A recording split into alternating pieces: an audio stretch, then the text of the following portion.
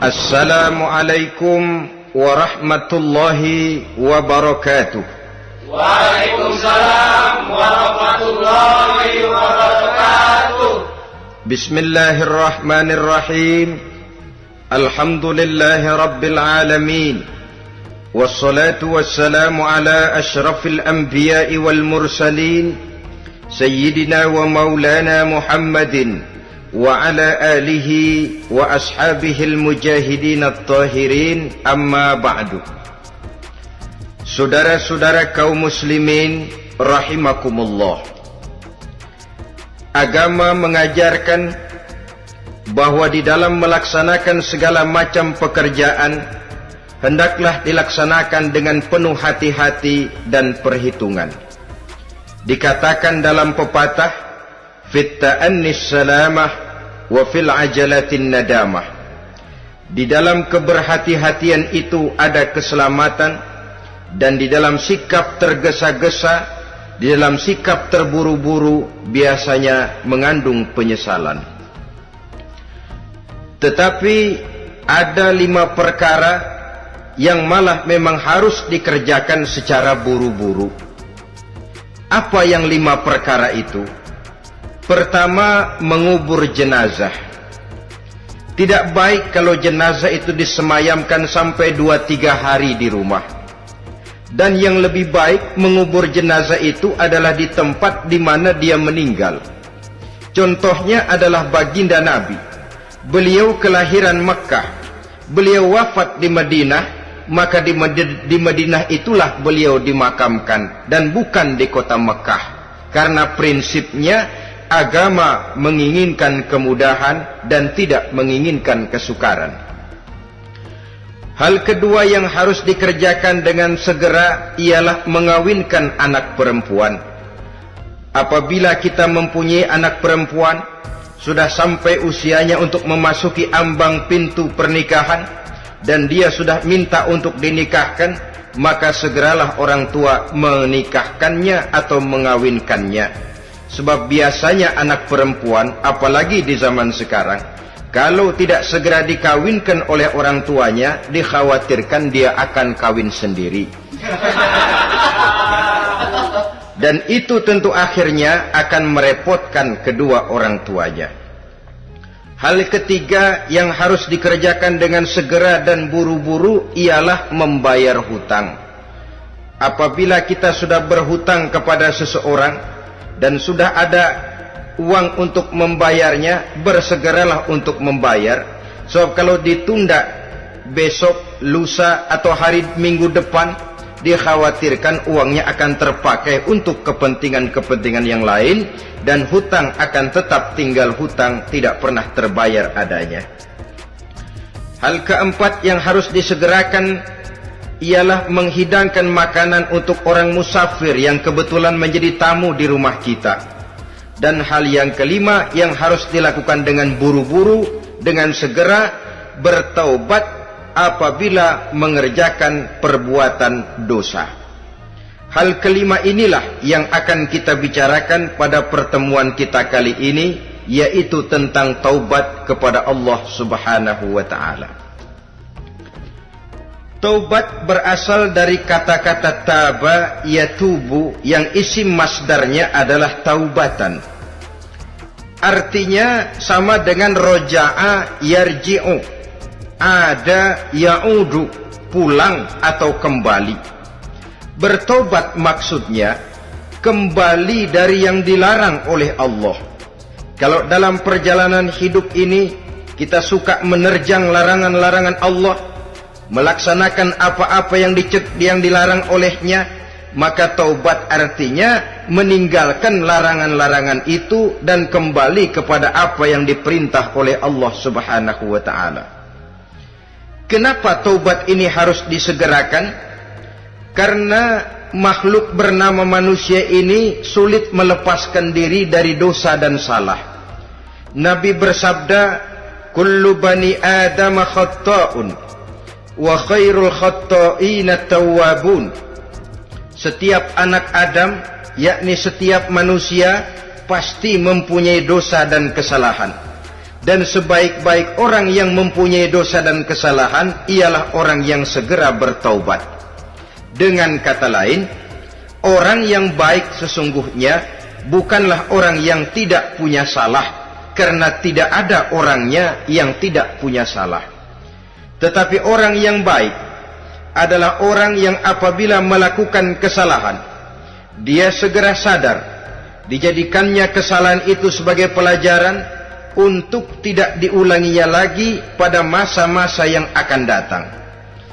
Inilah yang digambarkan oleh Allah Subhanahu wa taala dalam surah Ali Imran ayat 135. Walladzina iza fa'alu fahishatan, dan orang-orang yang apabila mereka terjatuh ke dalam perbuatan dosa, au zalamu anfusahum, atau berbuat zalim kepada diri mereka sendiri, dzakarullaha fastaghfaru lidzunubihim, mereka segera ingat kepada Allah dan memohon ampun terhadap dosa yang pernah mereka kerjakan.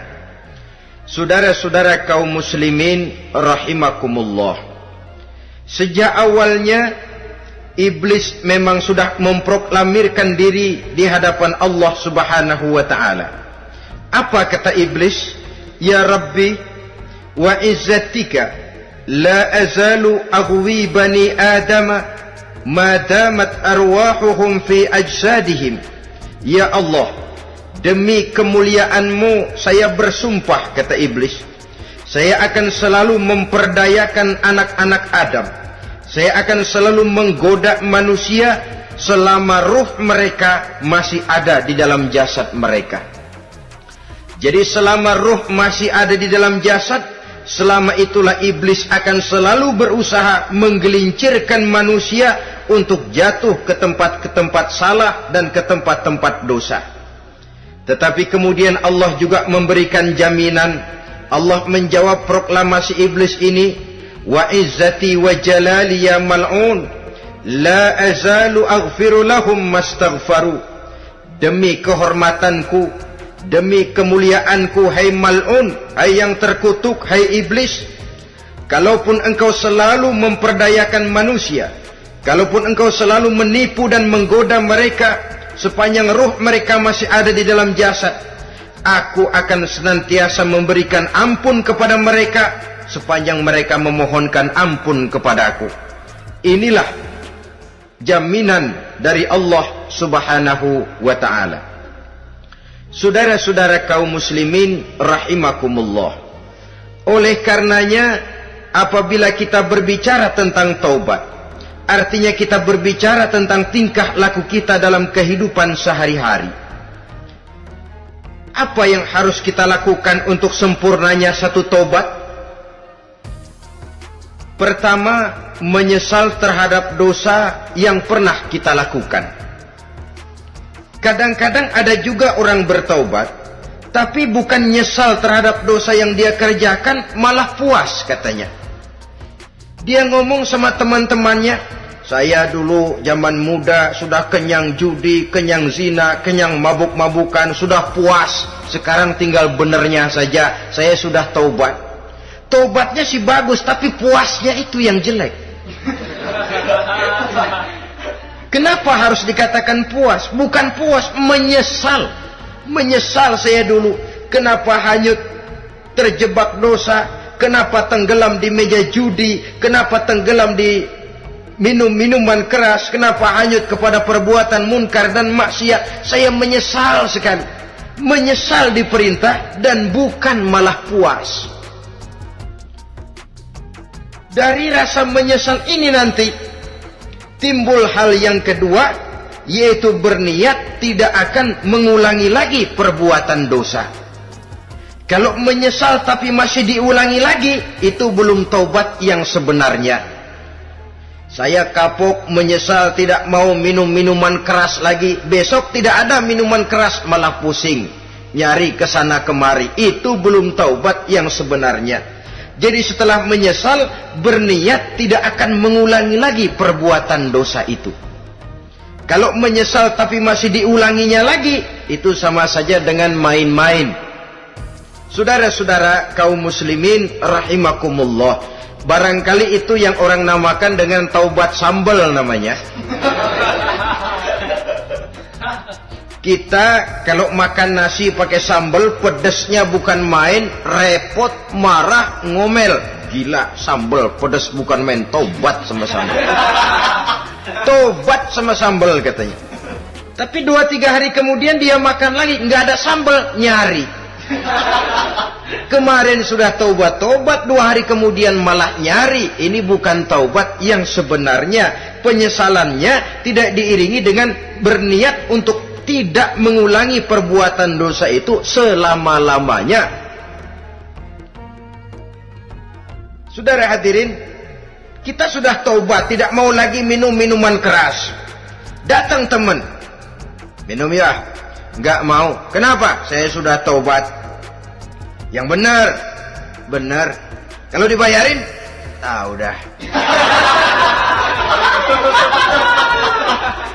Jadi rupanya taubatnya itu cuma karena nggak ada yang bayarin. Begitu datang yang bayarin, berangkat lagi. Itu belum lagi merupakan taubat yang sebenarnya. Begitu juga kita taubat dari meja judi. Pada waktu sudah bures, bangkrut, habis-habisan, mungkin menyesal, mungkin bertobat.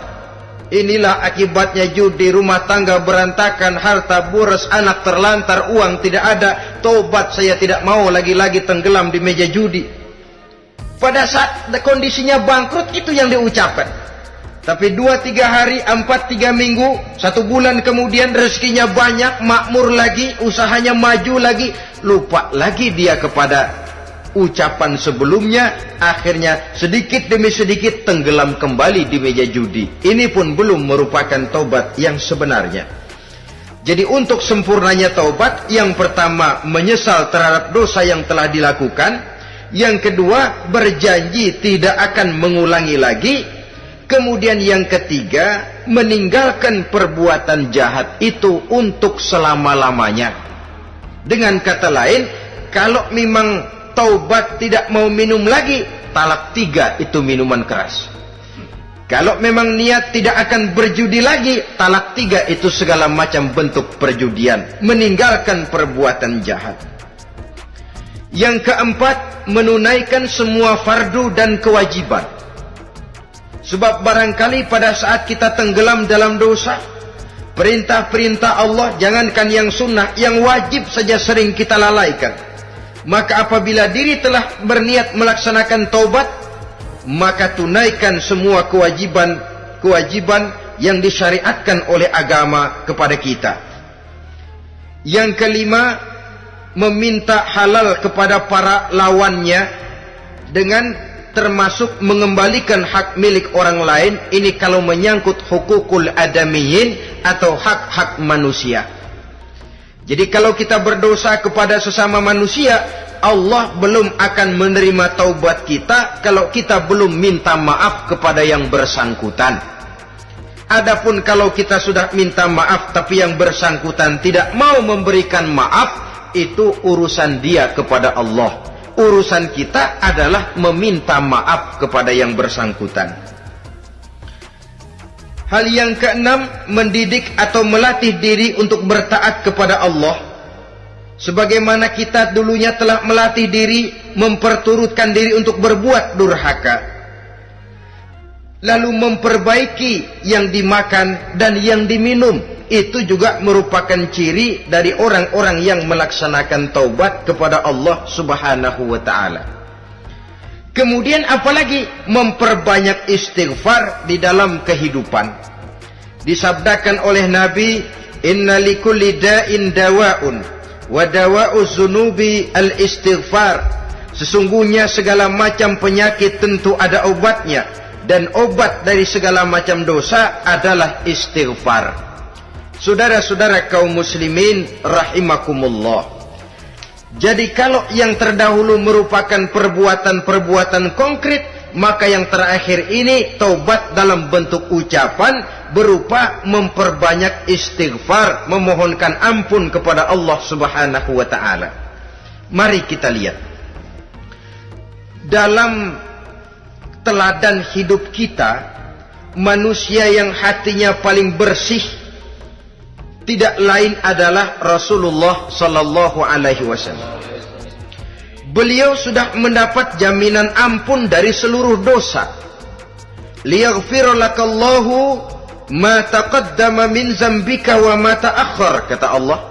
Muhammad, dosamu yang dahulu, dosamu yang sekarang, dosamu yang akan datang jikalau memang ada, seluruhnya sudah mendapat jaminan ampun dari Allah.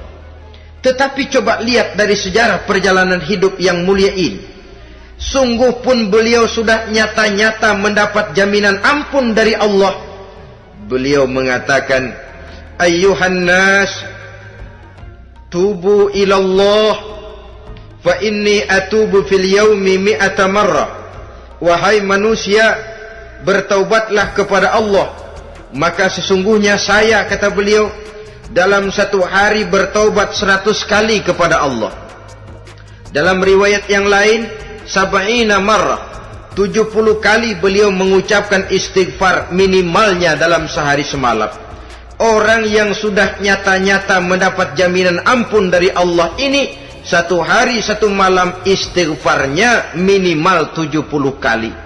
Apatah lagi kita yang nyata-nyata belum mendapat jaminan ampun dari Allah.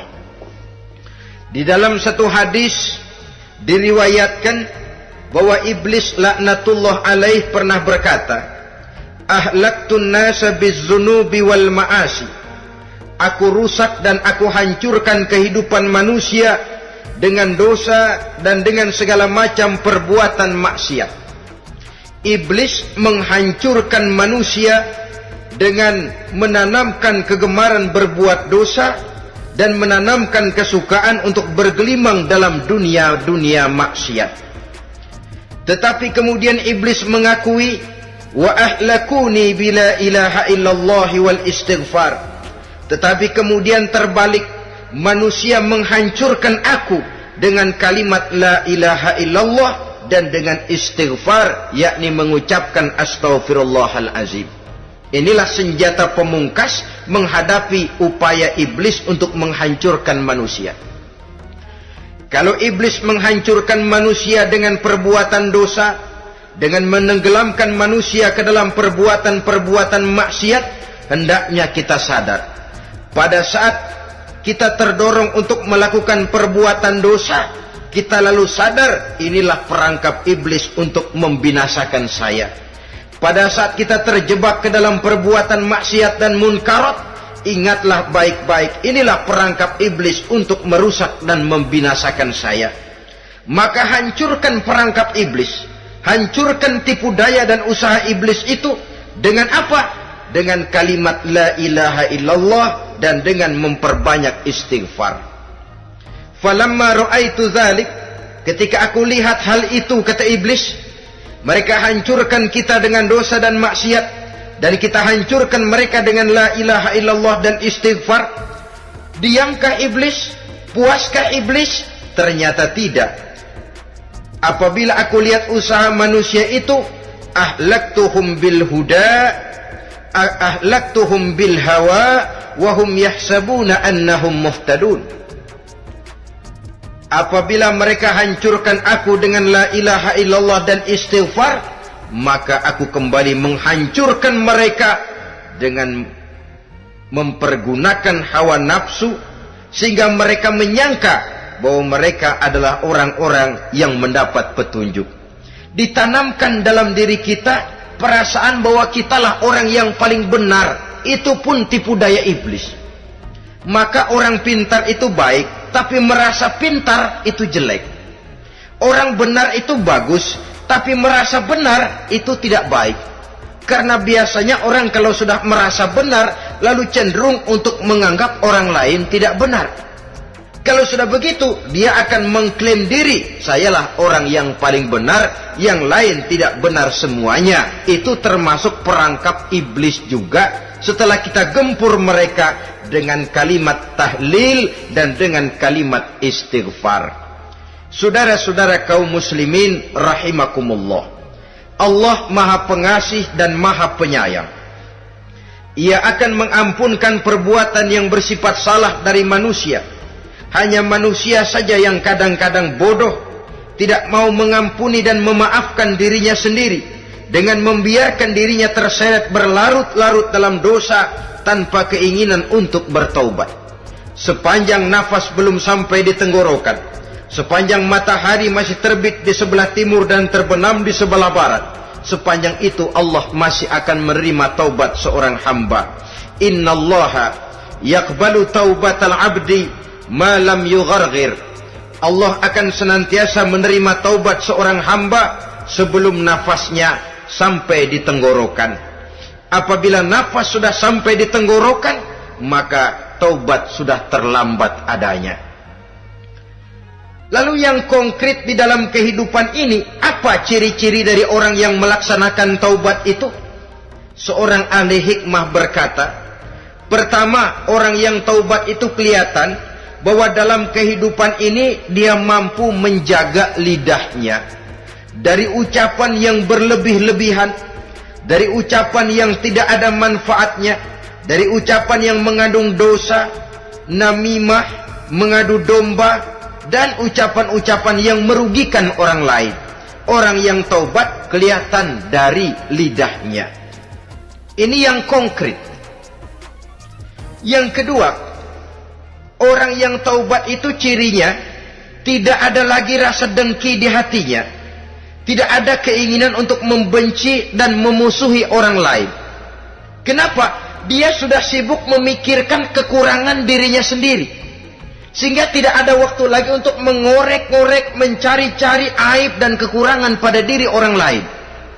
Ini makna ucapan Nabi, tuba liman syaghalahu aibuhu an uyubin nas. Beruntunglah orang yang kekurangan pada dirinya menyebabkan dia cukup sibuk sehingga tidak sempat mencari-cari dan mengorek-ngorek aib dan kekurangan orang lain.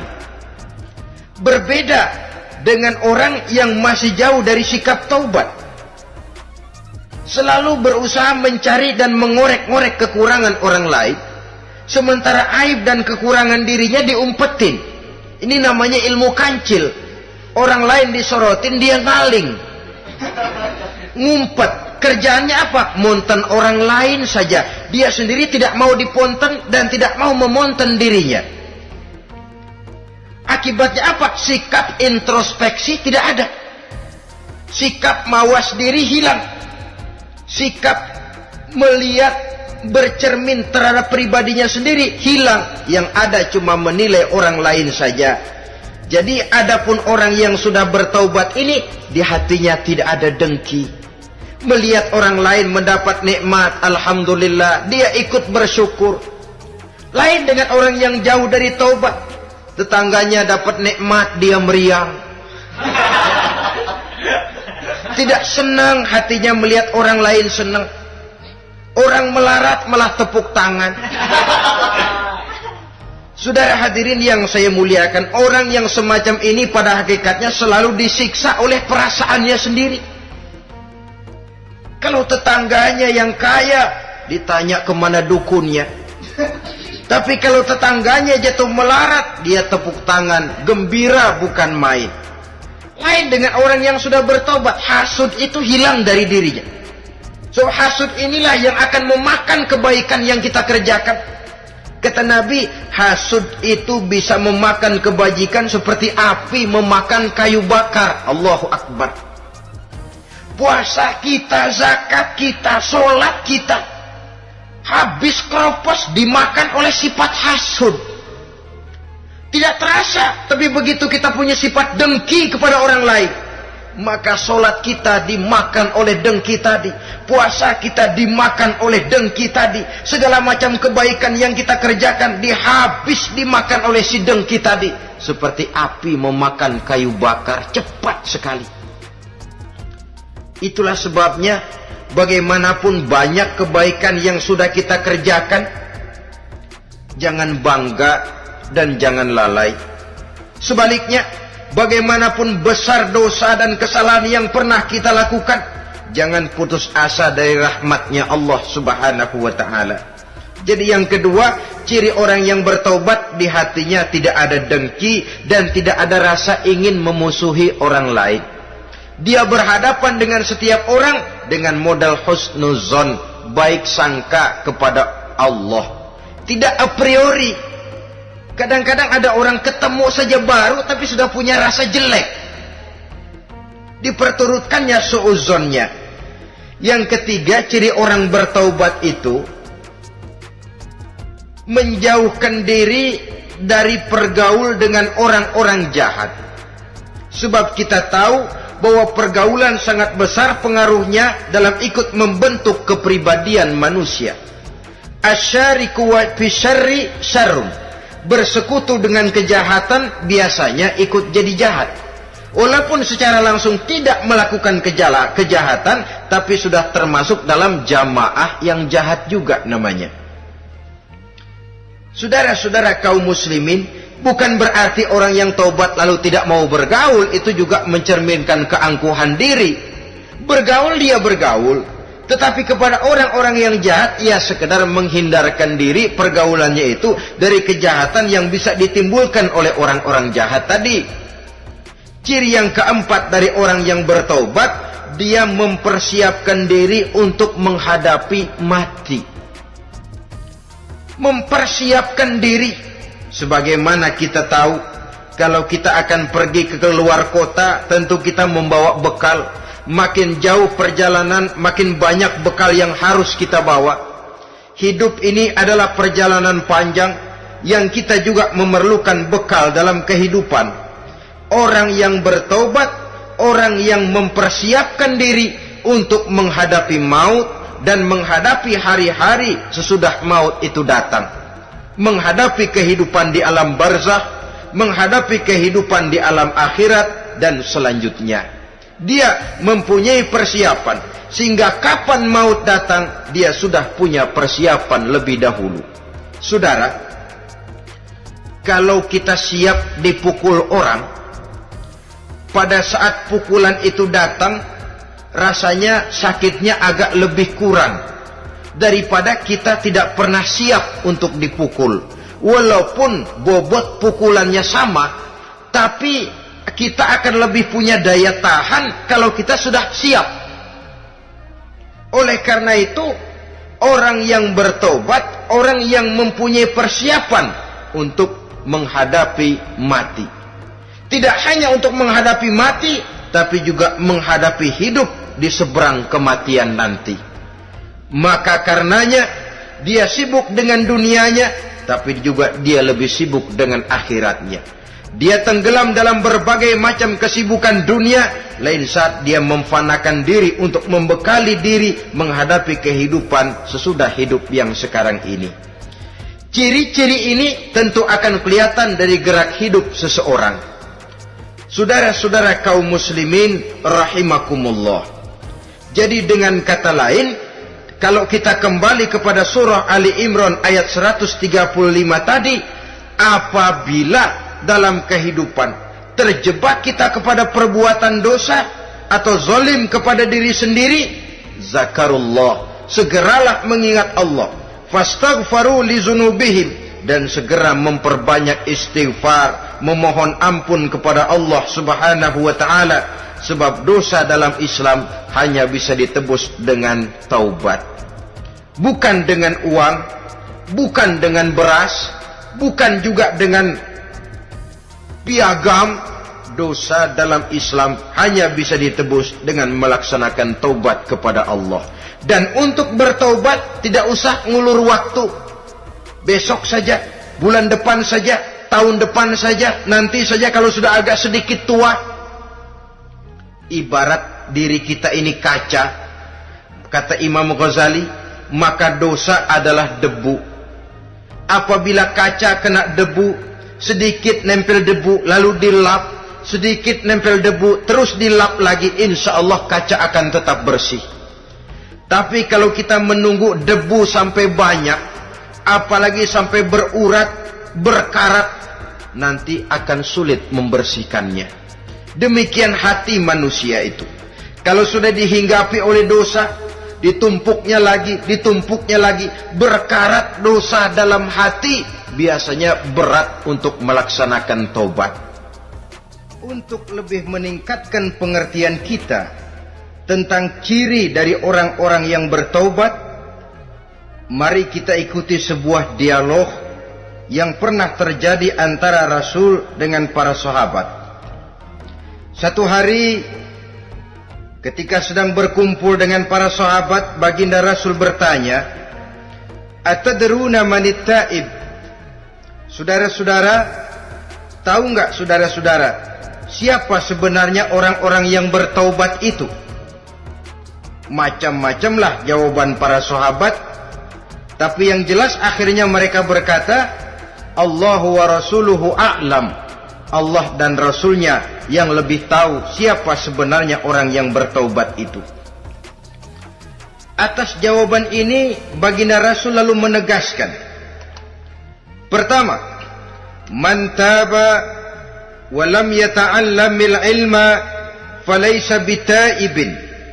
Siapa orang yang mengaku bertaubat kepada Allah, lalu dia tidak mau mencari ilmu, tidak mau belajar, falaysa bitaibin, maka dia belum termasuk orang yang bertaubat. Jadi di sini jelas bahwa bukan hanya dari dosa kita bertaubat, juga bertaubat dari kebodohan. Dalam arti tidak membiarkan diri kita bodoh terus menerus. Dengan bahasa anak sekarang, bodoh tapi betah.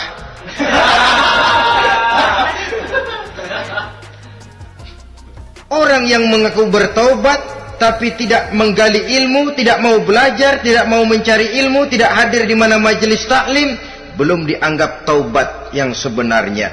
Jadi grafik orang yang taubat itu kelihatan dari kesungguhannya mencari ilmu, menghadiri majelis taklim, menghadiri kuliah-kuliah, ceramah-ceramah dan diskusi-diskusi keagamaan. Rakus dia dengan ilmu pengetahuan agama, sehingga dengan ilmunya taubatnya semakin mantap.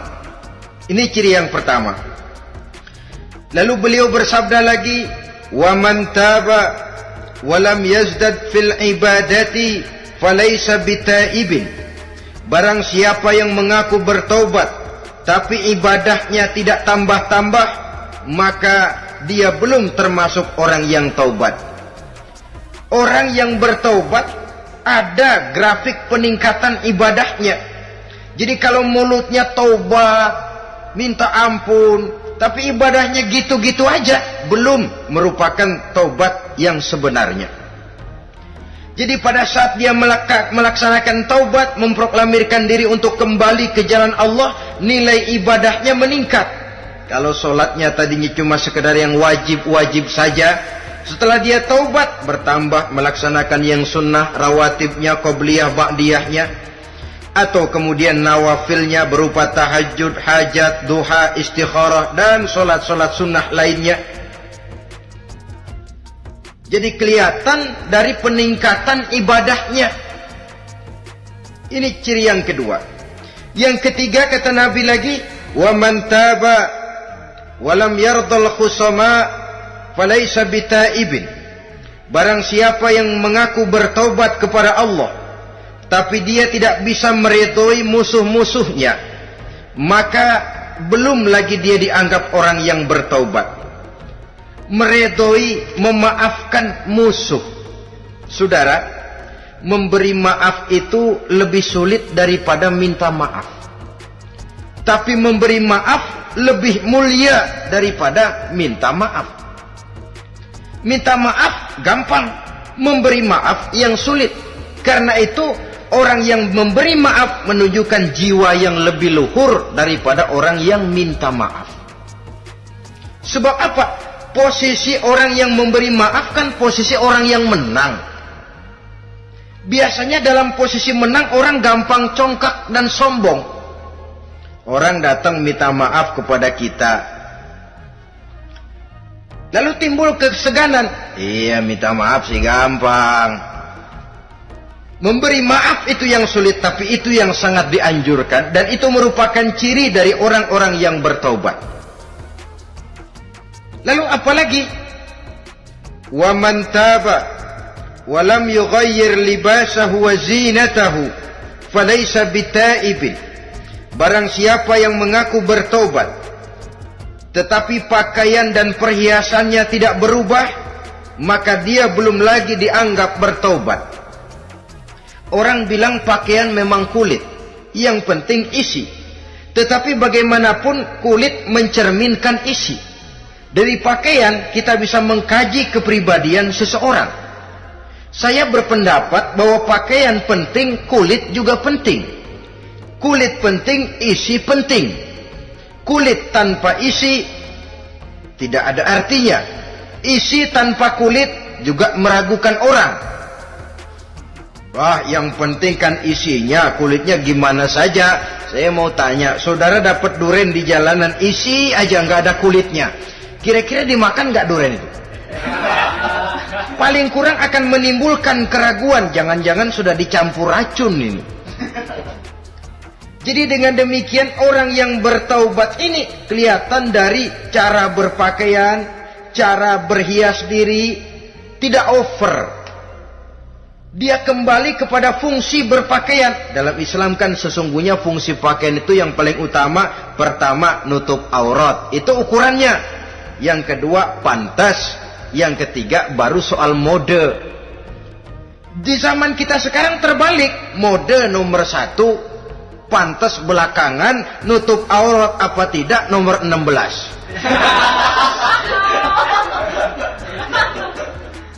Kalau sudah mode, kita kekurangan pertimbangan. Ini buat saya pantas apa tidak, ini menutup aurat apa tidak. Kita balik. Padahal fungsi berpakaian dalam Islam tujuan utamanya pertama nutup aurat. Biar modenya mutaakhir, ciptaan Pierre Cardin sekalipun, kalau memang tidak nutup aurat, ya hukumnya masih belum berpakaian. Atau juga ukuran yang kedua, pantas. Yang orang lain pantas kita pakai, belum tentu kita pantas. Kita kadang-kadang kehilangan pertimbangan. Lihat iklan bintang film memakai pakaian yang begini bagus, lalu kita pakai saja. Ya tentu namanya bintang film. Kadang-kadang pakaian untuk show dipakai buat kondangan. Akhirnya habis sekampung orang nonton dia. Ya nggak pantas toh, nggak wajar. Saudara hadirin yang saya muliakan, orang yang bertobat kelihatan dari pakaian dan perhiasannya. Kalau sudah memakai perhiasan, ya sekedarnya saja. Tidak lalu dengan niat supaya orang tonton, supaya orang lihat, supaya orang tahu dia kaya, supaya timbul decak kagum, asal dia lihat orang lalu wah. Kalau sudah diwahi lalu senang. Saudara hadirin yang saya muliakan, kemudian kata Nabi lagi, wa man taba wa lam yubaddil ashabahu falaysa bitaibin. Siapa yang mengaku bertaubat tapi pergaulannya dari itu ke itu saja, seperti itu juga, tidak mengalami perubahan, maka dia belum lagi dianggap bertaubat. Kalau taubat kita dari judi, jangan bergaul lagi dengan penjudi. Dalam arti jangan berkumpul di majelis judi. Ah, saya sih udah tobat nggak main judi, tapi ngumpulnya di situ terus. Ya bagaimana? Pada akhirnya toh akan terseret juga. Saudara hadirin yang saya muliakan, jadi dengan demikian lingkungan juga sangat besar pengaruhnya dalam kriteria orang yang bertaubat. Selanjutnya Nabi bersabda, wa man taba walam yughayyir khuluquhu falaysa bitaibin. Siapa yang mengaku bertaubat tapi akhlaknya, budi pekertinya tidak mengalami perubahan, maka orang itu pun belum dianggap bertaubat. Ini juga konkret. Orang yang bertaubat kelihatan dari akhlaknya. Kalau kemarin sama orang tua songong, kurang ajar, nyelongcong, maka setelah taubat dia berakhlak kepada orang tua. Kalau kemarin kepada anak muda menindas, tidak senang kepada anak muda yang maju, setelah dia taubat dia bisa menyayangi kepada anak-anak muda. Akhlak ini lain dengan adat, istiadat. Adat biasanya hanya memandang yang lahir, sedangkan akhlak zahir batin dipandang. Contoh, seorang anak muda kalau lewat di depan orang tua membungkukkan badan, menurut adat dia sudah sopan. Tapi menurut akhlak belum tentu berakhlak. Tergantung kepada niatnya apa membungkukin badan. Permisi apa ngina. Kan mungkin saja orang membungkukkan badan lewat di depan aki-aki karena menghina, sebab aki-aki itu badannya udah bungkuk. Jadi gerakan zohir yang baik, yang diiringi dengan niat yang baik, itulah cerminan daripada akhlak. Kalau adat terlepas dari soal niat. Asal zohirnya sudah oke, menurut adat, oke dia beradat. Niatnya apa? Adat tidak pernah menilai. Maka orang yang bertaubat pun kelihatan dari akhlaknya. Dan akhlak itu adalah keseluruhan tingkah hidup manusia. Cara berjalan ada akhlak, cara makan ada akhlak, cara duduk ada akhlak, cara tidur ada akhlak. Sehingga pantas ketika Siti Aisyah ditanya, Aisyah, Rasulullah itu akhlaknya apa sih? Beliau menjawab, karena Rasulullah khuluquhul Quran. Rasulullah itu akhlaknya Quran. Sehingga di kalangan ilmuwan lalu ada ungkapan bahwa Nabi Muhammad adalah Quran berjalan. Maksudnya seluruh konsepsi Quran sudah diterjemahkan dalam kehidupan Nabi. Maka tidak heran kalau Islam mengatur kehidupan manusia sejak yang sekecil-kecilnya sampai yang sebesar-besarnya. Cara berpakaian ada akhlaknya, kan begitu toh dalam Islam. Saudara diri di depan kaca, ngaca, ada akhlaknya, ada bacaannya. Allahumma kama hassanta khalqi fahassin khuluqi. Sampai saudara masuk ke dalam WC sekalipun ada akhlaknya. Karena akhlak adalah keseluruhan gerak hidup manusia. Orang yang bertobat kelihatan dari perubahan akhlaknya. Kemudian beliau bersabda, "Wa man taba wa lam yatwi firashahu wa bisatahu falaysa bitaibin." Siapa orang yang mengaku bertaubat tetapi dia tidak menggulung tempat tidur dan spraynya, maka dia belum dianggap bertaubat.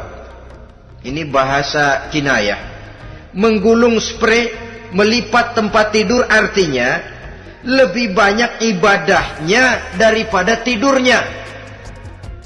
Kalau ngaku taubat tapi sehari 24 jam, 22 jam tidur, cuma 2 jam ibadah, ya belum mencapai kriteria itu. Dengan kata lain, orang apabila sudah memproklamirkan diri untuk taubat, menyingsingkan lengan baju, melipat spray, menggulung tempat tidur.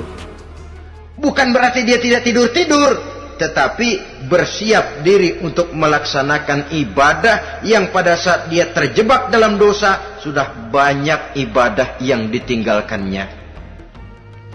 Saudara-saudara kaum muslimin rahimakumullah. Kemudian beliau bersabda pula, "Wa man taba wa lam yatasaddaq falaysa bitaibin." Barang siapa yang mengaku bertobat kemudian dia tidak menyedekahkan karunia yang diberikan Allah kepadanya, maka taubatnya belum lagi dianggap taubat yang sebenarnya. Faman istabana minal abdi hazihil khisal fahuwa taibun haqqa. Apabila nyata tanda-tanda ini pada diri seorang hamba, maka barulah taubatnya dinamakan taubat yang sebenarnya. Jadi untuk taubat itu ada 2 jalan yang bisa kita tempuh. Pertama, taubat dengan lisan, taubat dengan ucapan. Dalam artian apa? Memperbanyak istighfar. Istighfar yang mana? Yang mana yang mungkin saja. Kalau waktunya sempit ya istighfar yang pendek-pendek. Astaghfirullah, astaghfirullah, astaghfirullah. Mau yang lebih panjang, astaghfirullahalazim allazi la ilaha illa huwal hayyul qayyum wa atubu ilaih min jami'il ma'asi waz zunub la haula wala quwwata illa billahil aliyyil azim. Ada waktu yang lebih panjang lagi membaca sayyidul istighfar. Tiap kali berbuat jahat, tiap kali diiringi dengan istighfar. Nah, ini yang bisa runtuh dengan istighfar ini dosa apa? Dosa yang ringan, dosa yang biasanya dilakukan oleh panca indera kita. Mata Ini dosa mata, insya Allah bisa runtuh dengan istighfar. Ngelihat yang haram, cepat nunduk. Astagfirullah. Habis nunduk, jangan ngeliatin lagi. Kadang-kadang ngelihat nunduk, istighfar, melotot lagi, istighfar lagi.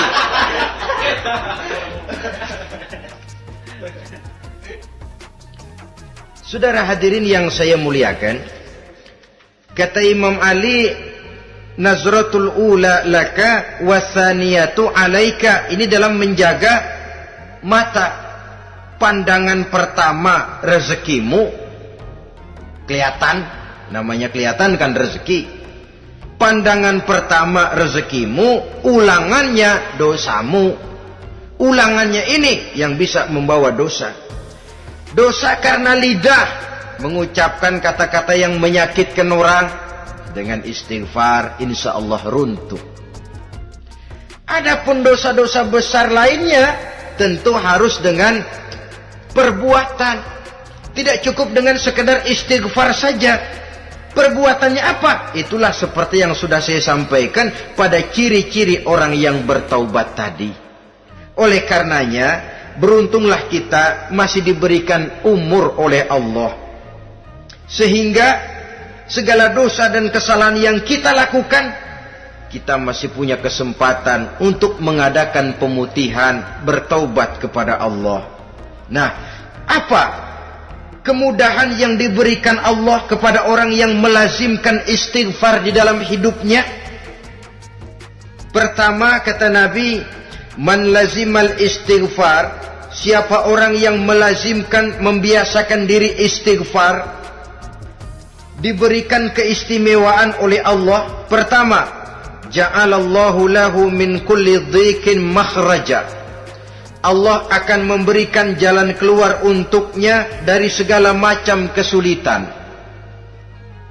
Hidup ini kan problem. Makin tinggi status sosial, makin banyak urusan. Urusan akan selesai apabila hidup di dunia selesai. Kita menyangka orang lain lebih enak dari kita, padahal tiap orang punya urusan. Yang namanya enak barangkali persis seperti pelangi biang lala itu. Tidak pernah di atas kepala kita, di atas kepala orang lain saja. Begitu kita memandang keenakan dalam hidup ini. Petani bilang pedagang enak, pedagang bilang petani enak. Tapi begitulah keenakan itu. Orang yang melazimkan istighfar, dia akan diberikan jalan keluar dari segala macam kesulitan.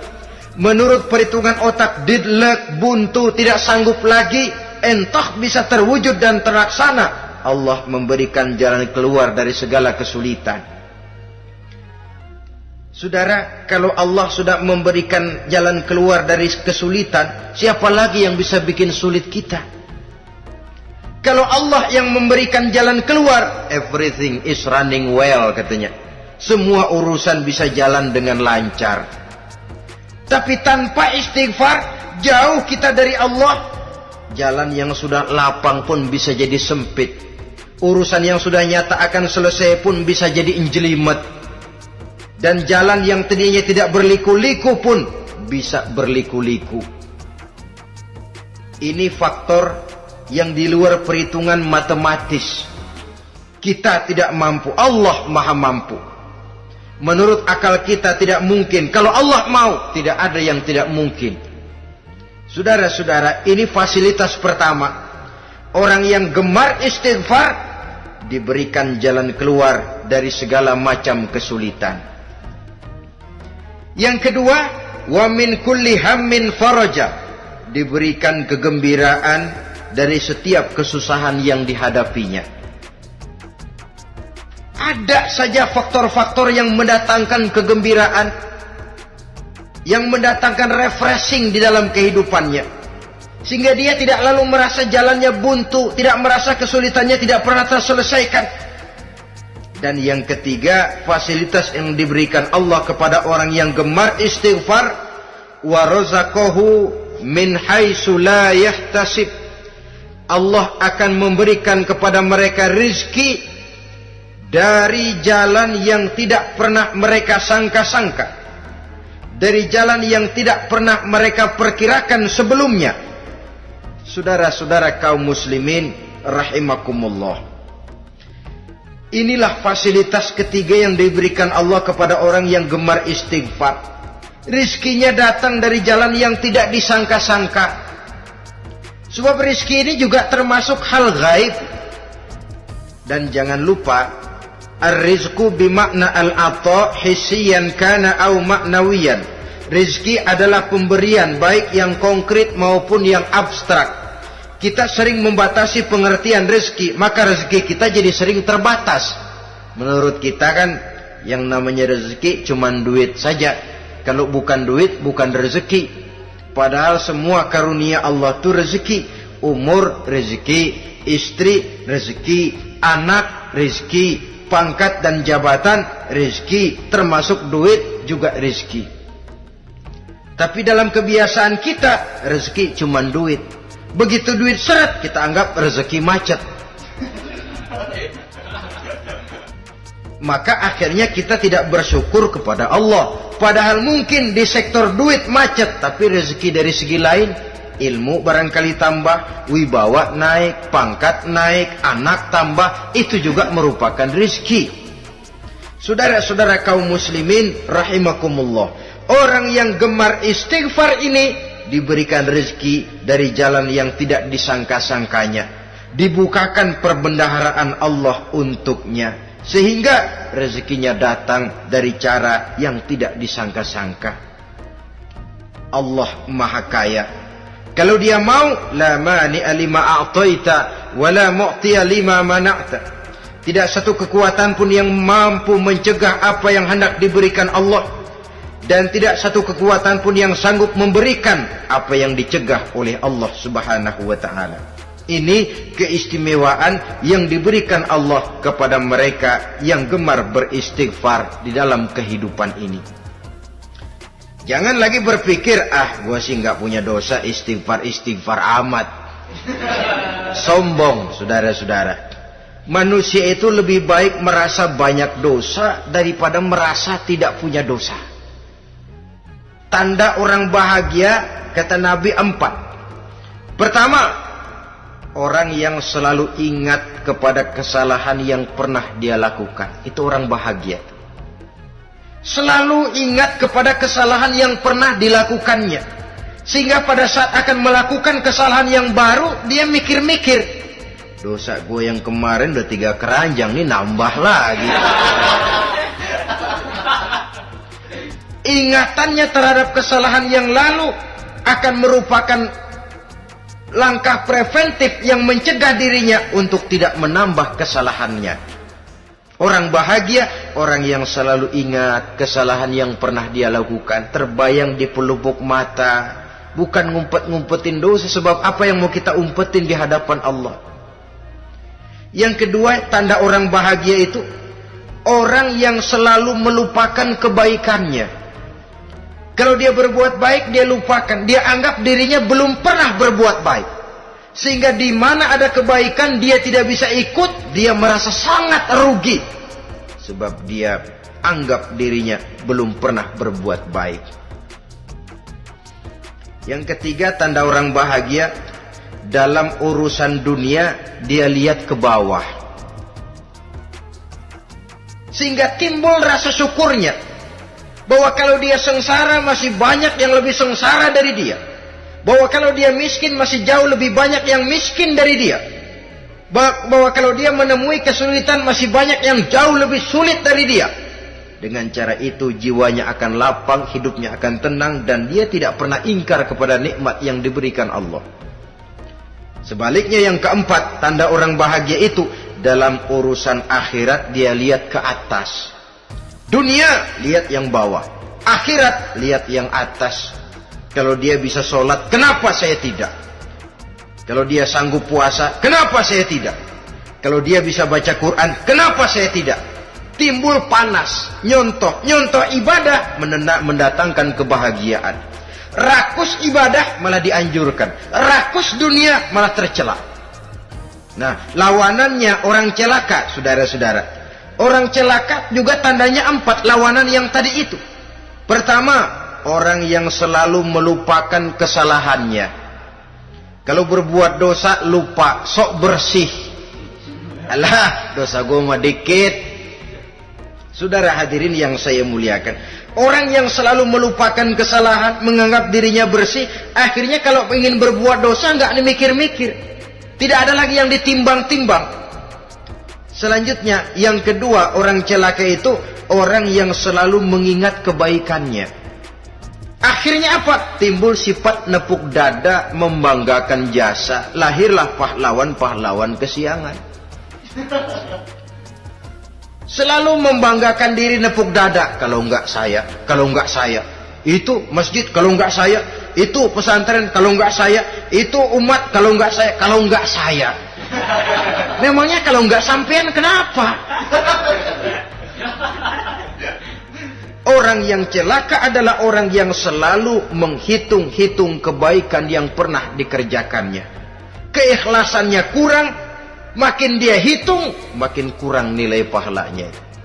Makanya kalau berbuat baik, ya anggap saja buang sampah, gak usah ditengok-tengok, gak usah diingat-ingat, dan gak usah mengharap orang yang kita tempat berbuat baik akan membalas kebaikan. Saudara hadirin yang saya muliakan,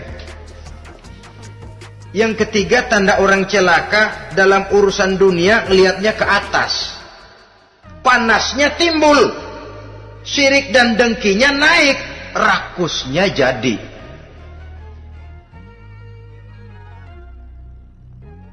Timbul sifat panasnya itu, tidak mau ngerti. Kalau tetangga saya bisa beli kulkas, kenapa saya tidak? Kalau tetangga saya bisa beli motor, kenapa saya tidak? Kalau tetangga saya bisa beli mobil, kenapa saya tidak? Gaji nggak cukup, tuyul piara.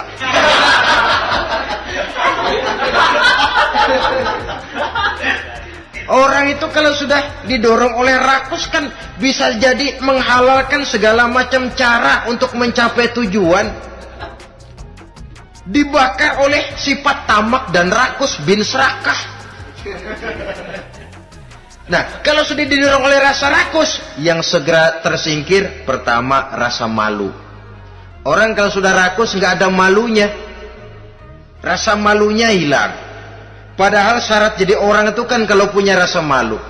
Nggak punya rasa malu, kurang syarat jadi orang. Akan bagaimana jadinya masyarakat, bahkan bangsa dan negara, kalau rakyatnya sudah tidak punya rasa malu.